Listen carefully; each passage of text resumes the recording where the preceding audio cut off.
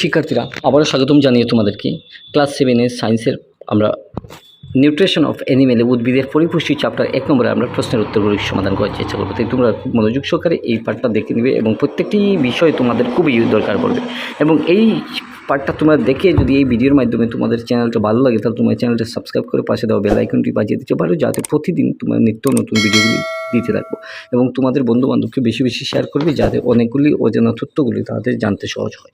আমরা এখান থেকে সরাসরি যে অনুশীলন ওয়াইজ প্রশ্নগুলির উত্তর দেখব। প্রথম আমরা দেখতে পাচ্ছি যে এখানে অনুশীলনী আমরা এই জায়গা থেকে প্রথম প্রশ্নটা একটু দেখে নিচ্ছি, তারপর আমরা বাকি প্রশ্নের উত্তরগুলি সমাধান করার চেষ্টা করব। প্রথম প্রশ্নটা হচ্ছে কি, জীব কেন খাদ্য গ্রহণ করে? আমরা এই জায়গা থেকে জীব কেন খাদ্য গ্রহণ করে যদি দেখি তাহলে আমরা উত্তর হচ্ছে কি, খাদ্য থেকে জীব পুষ্টি লাভ করে জীবের দেহের গঠন বৃদ্ধি এবং ভগ্ন অংশের পুনর্গঠন এবং জীবন ধারণের জন্য পুষ্টিকারক দ্রব্যসমূহ প্রয়োজনীয় শক্তির যোগদান দেয়, তাই জীবের খাদ্য গ্রহণ করা প্রয়োজন। আমরা এখান থেকে বুঝতে পারলাম যে জীব কেন খাদ্য গ্রহণ করে।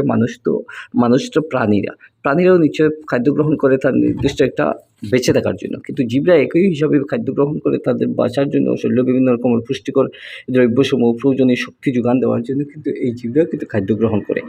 আমরা কিন্তু ডিরেক্টলি উদ্ভিদের উপর নির্ভরশীল, কিন্তু উদ্ভিদরা ডিরেক্টলি তারা এই খাদ্যগুলি গ্রহণ করে। গ্রহণ কীরকম করে? সূর্যের আলো থেকে তাদের এই সালোক সংশ্লেষণ প্রক্রিয়া হোক, পত্ররন্ধ্র দ্বারা হোক, বা কীরকম অক্সিজেন গ্রহণ করে তোমরা নিশ্চয়ই পাঠে পেয়ে গেছো। কিন্তু আমরা আজকের এই বিষয় নিয়ে আমরা পুরানো যে পার্টগুলিতে আলোচনা করছি না, শুধু আজকের এই আলোচ্য বিষয়টা হচ্ছে গিয়ে যে প্রশ্ন উত্তর পর্ব, ঠিক আছে। তারপর 2 নম্বর প্রশ্ন হচ্ছে কি, মৃতজীবী এবং পরজীবীর মধ্যে পার্থক্য কী? আমরা এখান থেকে মৃতজীবী এবং পরজীবী এই জীবটা রয়েছে, এই জীবের মধ্যে পার্থক্য কী যদি আমরা একটু দেখি তাহলে উত্তরটা আমরা একটু দেখে নিই। যে সমস্ত জীব অপর প্রাণী বা উদ্ভিদের দেহ থেকে পুষ্টি আহরণ করে তাদেরকে বলা হয় পরজীবী। আমরা যে সমস্ত প্রাণী বা উদ্ভিদ অন্যের দেহ থেকে যে আহরণ করে যে খাদ্যগুলি, তাকে আমরা বলতে পারি যে পরজীবী। পোষকের গাত্র থেকে পরজীবী জীবটি আহার গ্রহণ করে কেবল নিজের উপকার সাধন করার জন্য, উপকার সাধন করে, কিন্তু অপরদিকে পোষকটির অনিষ্ট হয়।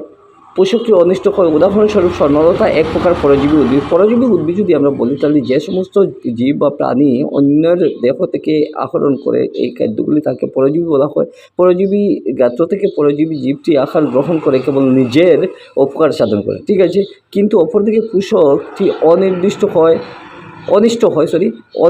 উদাহরণস্বরূপ স্বর্ণলতা এক প্রকার পরজীবী উদ্ভিদ। আমরা এখান থেকে বুঝতে পারলাম, এখান থেকে কিন্তু এই মৃতজীবী উদ্ভিদের ক্ষেত্রে আমরা বাকিগুলো দেখব।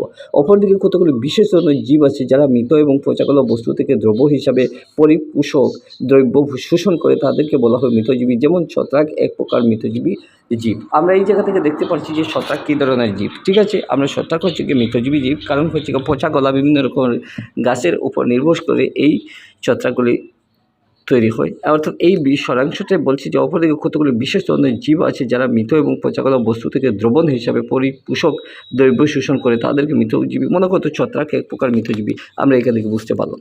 তারপর 3 নম্বর প্রশ্ন চলে যাচ্ছি। 3 নম্বর বলছি যে পাতায় যে শ্বেতসার আছে তা তোমরা কীভাবে পরীক্ষা করবে? পাতার মধ্যে যে শ্বেতসারগুলি রয়েছে আমরা কীরকম পরীক্ষা করব? আমরা এখান থেকে উত্তরে কী বলছি চলো আমরা দেখে নিই। পাতায় শ্বেতসারের উপস্থিতি আছে কি না তা আয়োডিন পরীক্ষার সাহায্যে শনাক্ত করা যেতে পারে। শ্বেতসার দ্রবকে আয়োডিন নীল কালো বর্ণে পরিবর্তিত করে।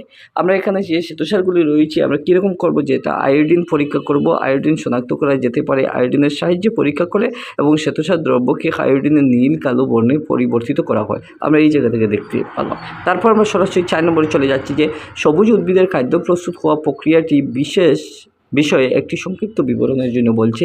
আমরা এখান থেকে সবুজ উদ্ভিদের খাদ্য কীরকম প্রস্তুত হওয়া এই প্রক্রিয়াগুলি আমরা উত্তর চলো দেখে নিই। উত্তরে বলছি যে পত্রহরিত নামক এক প্রকার সবুজ রঞ্জক কণিকা উদ্ভিদের পাতায় থাকে। পত্রহরিত থাকা পাতার কণাগুলি সালোক সংশ্লেষণ প্রক্রিয়ার সময় সূর্যরশ্মির উপস্থিতিতে কার্বন ডাই অক্সাইড জল ব্যবহার করে কার্বোহাইড্রেট জাতীয় খাদ্য তৈরি করে। প্রক্রিয়াটি একটি সমীকরণের সাহায্যে আমরা দেখানোর চেষ্টা করছি। আমরা এখান থেকে দেখতে পাচ্ছি এই ছবি দিয়েছি, এই ছবি থেকে তোমরা নিশ্চয়ই অনুভব করতে পারছো যে আমরা কীরকম সালোক সংশ্লেষণ প্রক্রিয়া অক্সিজেন বাহির হয়, অবশেষে কার্বোহাইড্রেট যেটা শ্বেতসারে পরিবর্তিত হয়। আমরা এখানে দেখতে পাচ্ছি যে উদ্ভিদ কীরকম খাদ্য প্রস্তুত করে। প্রথম পত্রহরিত নামক এক প্রকার সবুজ রঞ্জক কণিকা উদ্ভিদের পাতায় থাকে। এই পত্রহরিত পাতাগুলিতে যে পাতার কণাগুলি আছে সালোক সংশ্লেষণ প্রক্রিয়ার সময় সূর্যের রশ্মি উপস্থিতিতে কার্বন ডাই অক্সাইড এবং জল ব্যবহার করে কার্বোহাইড্রেট জাতীয় খাদ্য প্রস্তুত করে।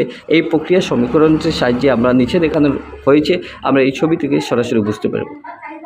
এখান থেকে কিন্তু আমরা 4 নম্বর প্রশ্নের উত্তরটা সমাধান করছি। তারপর আমরা এই জায়গা থেকে দেখে নেব যে 5 নম্বর বলছে যে চিত্রের সাহায্যে দেখাও যে উদ্ভিদের খাদ্যের প্রধান উৎসগুলি কী কী। আমরা এখান থেকে যদি একটা ডায়াগ্রাম এই জায়গার মধ্যে দেওয়া রয়েছে, আমরা এই জায়গা থেকে যদি একটু দেখি তাহলে আমরা এখান থেকে বুঝতে পারবো যে সূর্য রয়েছে। প্রথমে সূর্য থেকে উদ্ভিদের উপরে যে উৎপাদিকা যেটা রয়েছে সেটা কীরকম এই সৌরশক্তির দ্বারা হয় সেটা প্রথমে আমরা দেখতে পারবো যে একটা ডায়াগ্রামে সরাসরি চলে যাচ্ছি নিচের দিকে। এই নিচের দিকে চলে যাচ্ছে অর্থাৎ ব্যাকটেরিয়া ছত্রাক প্রভৃতি বীজক রয়েছে। এই বীজকের মধ্যে কীরকম হয়েছে মাংসপেশী প্রাণীগুলি রয়েছে, এরপরে তৃণভোজী প্রাণীগুলি রয়েছে, এরপরে উদ্ভিদ। এইরকম আমরা একটা ডায়াগ্রামের মাধ্যমে এটা আমরা বুঝতে পারলাম যে চিত্রের সাহায্যে উদ্ভিদ খাদ্য কীরকম, যে খাদ্যের প্রধান উৎস কী রয়েছে আমরা এখান থেকে বুঝতে পারলাম।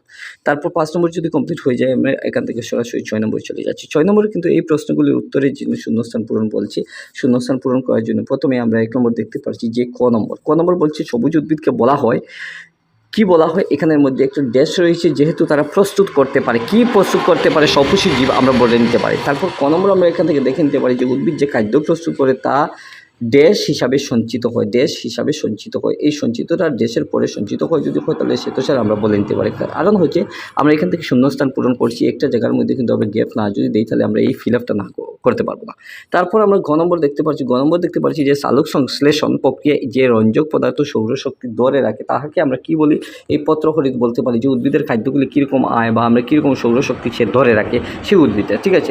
সালোক সংশ্লেষণ প্রক্রিয়া উদ্ভিদ নেয় এবং ছেড়ে দেয় কি? সালোক সংশ্লেষণের প্রক্রিয়ার সাহায্যে উদ্ভিদে কীরকম কার্বন ডাই অক্সাইড ছাড়ে এবং অক্সিজেন ছাড়ে, আমরা সেটা কিন্তু মানুষেরা যে প্রাণীরা সেটা আমরা গ্রহণ করি।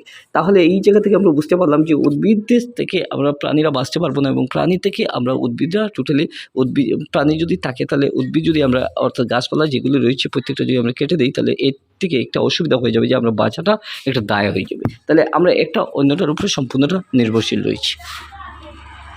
আমরা এই জায়গা থেকে 6 নম্বর প্রশ্ন সমাধান করে ফেলছি। তারপর আমরা এখান থেকে এই 6 নম্বর কমপ্লিট করে ফেলছি। এখন সরাসরি চলে যাব 7 নম্বর বলছি গিয়ে নাম উল্লেখ করার জন্য আমরা বলছি। আমরা এখান থেকে কিন্তু নামটা উল্লেখ করব। কী নাম উল্লেখ করবো? প্রশ্ন যদি পড়ে নিই তাহলে আমরা এখান থেকে অনেক কিছু শিখতে পারবো। নাম উল্লেখ করার জন্য যদি বলে তাহলে আমরা কীরকম নাম?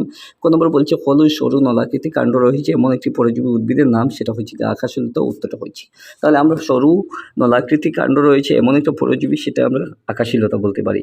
ক নম্বর বলছি গিয়া এই জায়গার মধ্যে প্রশ্ন দেওয়ার মতো আমরা এমন একটি উদ্ভিদের নাম বলো যে স্বপুষী এবং ভিন্নপুষী। স্বপুষী এবং ভিন্নপুষী পতঙ্গ বুঝি আমরা ধরে নিতে পারি, সেটা আনসারে দেওয়ার মতো কিন্তু আমরা পতঙ্গ বুঝি। কিন্তু এই জায়গাতে কিন্তু অনেক রকমের প্রশ্ন মানে ভিন্ন রকমের প্রশ্নের টাইপটা থাকতে পারে। তাহলে আমরা এখান থেকে বুঝতে পারবো যে এমন একটা উদ্ভিদ যার নাম বলো যে স্বপুষী এবং ভিন্নপুষী। যদি বলে যে স্বপুষী একটা উদ্ভিদের নাম বলো সেটা হচ্ছে পতঙ্গ বুঝি, ঠিক আছে। যে রন্ধ্র দিয়ে পাতা গ্যাস বিনিময় করে সেটা হচ্ছে পত্ররন্ধ্র। আমরা এখান থেকে সরাসরি বুঝতে পারলাম। 7 নম্বর কমপ্লিট হয়েছে।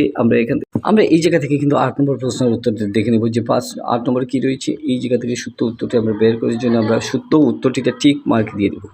আমরা এই জায়গা থেকে দেখতে পারবো যে 8 নম্বর শুদ্ধ উত্তরটিকে ঠিক চিহ্ন দেওয়ার জন্য প্রথম ক নম্বর হচ্ছে গিয়ে স্বর্ণলতা কী ধরনের উদ্ভিদ, যেটা আমরা ক নম্বরে দেখতে পাচ্ছি। খ নম্বরে দেখতে পাচ্ছি স্বপুষী, এরপর আমরা পরজীবী, এরপর আমরা মৃতজীবী এবং উমন হচ্ছে গিয়ে পোষক এর উদাহরণ। আমরা এখান থেকে কী উত্তর? আমরা এখান থেকে কিন্তু স্বর্ণলতা হচ্ছে পরজীবী, ঠিক আছে।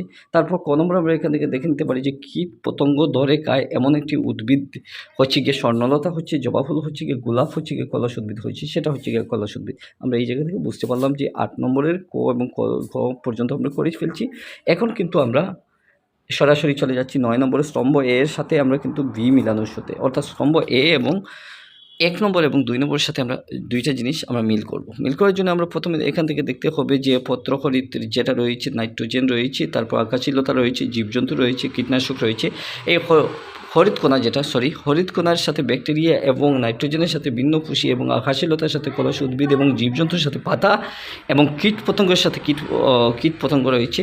আমরা এই জায়গা থেকে উত্তর যদি দেখি তাহলে আমরা এখান থেকে হরিতকণার থেকে আমরা পাতা, নাইট্রোজেন থেকে ব্যাকটেরিয়া, আকাশীলতা থেকে পরজীবী, জীবজন্তু থেকে পরপুষ্টি জীব এবং কীটনাশক থেকে কলসী উদ্ভিদ আমরা এই জায়গা থেকে দেখে নিতে পারি। তারপর যদি আমরা এই 9 নম্বর কমপ্লিট করে ফেলি তাহলে সরাসরি 10 নম্বরে চলে যাবো। 10-এর পরে আমরা 11 পরে 12 বাকি সব অতিরিক্ত প্রশ্ন। ঠিক আছে, আমরা এখান থেকে কিন্তু 11 নম্বর দেখতে পাচ্ছি যে শুদ্ধ উত্তরটি বেছে বের করার জন্য আমরা এখান থেকে বেছে বের করো সালোক সংশ্লেষণের জন্য উদ্ভিদের কোন অংশ বায়ু থেকে কার্বন ডাই অক্সাইড গ্রহণ করে। আমরা এখান থেকে প্রথম দেখে নিতে পারি যে মূল রোম রে না পত্রখণ্ড ক নম্বর, না পাতা শিরা, না বৃত্তদা, আমরা কোন জায়গায় ক নম্বর আমরা দেখে নিতে পারি।